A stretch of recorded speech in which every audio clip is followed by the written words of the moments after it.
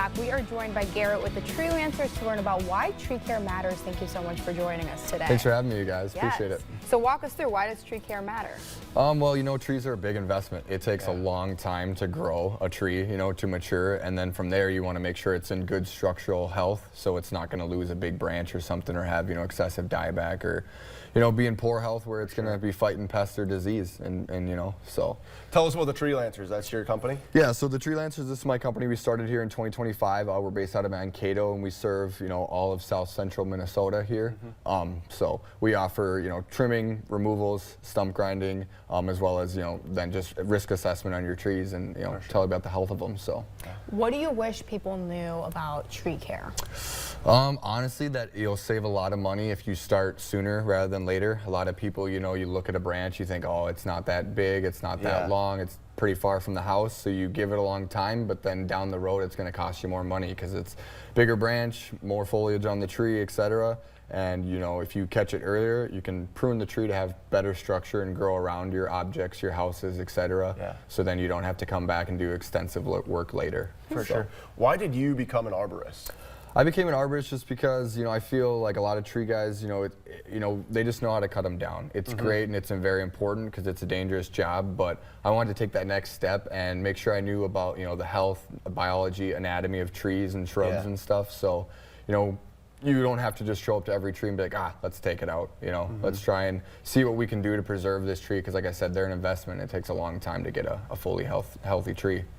So. Garrett, I'm going to sound a little silly, but emerald ash borer. Emerald ash borer. Walk us through what that is. Yeah, so emerald ash borer, a lot of people think it's a disease, kind of like Dutch elm's disease back in the day, but it's actually a little bug. So it's a little green bug that flies and can only fly up to a quarter mile, but if you transfer some wood or something, it can make a little farther distance. Basically, it burrows into the tree, lays larvae. When those larvae hatch, they eat their way out of the tree, causing extensive damage, where then the tree struggles to get its nutrients and water up to its canopy.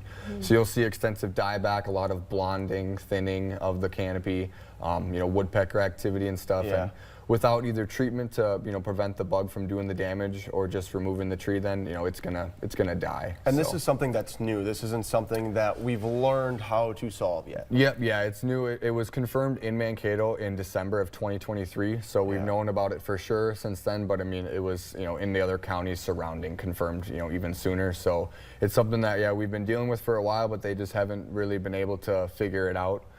So yeah. All you can really do is either you give it a treatment that lasts for up to 2 years, or, you know, basically be thinking about removal, because as they get more dead and decayed, it's a lot more hazardous and can be dangerous. So. See, I had no idea about any of this. So what are some services that the Treelancers provide?